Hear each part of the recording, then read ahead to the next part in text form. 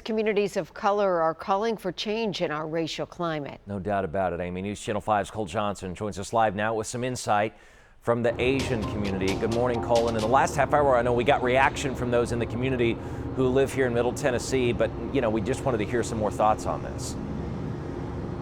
Hey, good morning, guys. We actually wanted to provide a little bit more additional context because we did hear those stories and their thoughts, but we wanted to add that layer to this as well. Now, we do want to warn you, some of this video may be upsetting to some viewers.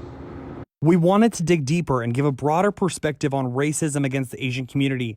We turned to Ben Tran, an associate professor at Vanderbilt, where he researches and teaches the history of anti-Asian racism. He says it's an elevated number, but it's not an exception to U.S. history, and this latest iteration is because of the pandemic. Racism against Asians, South Asians, East Asians, Southeast Asians, Pacific Islanders have occurred throughout history. Tran calls the problem systematic, going beyond the pandemic, and not just something that is an individual issue for one race. And that's the harder question, is how do we proceed and move and change the system so that we make it fair for everyone? It's all within our social fabric. And to reconstitute and redo that fabric, that requires a lot of work. The big question I had going into this story, how can we support our local Asian community?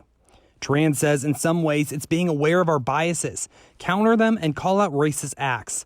It's more than just being nice to someone who is Asian American, but it's building a better community.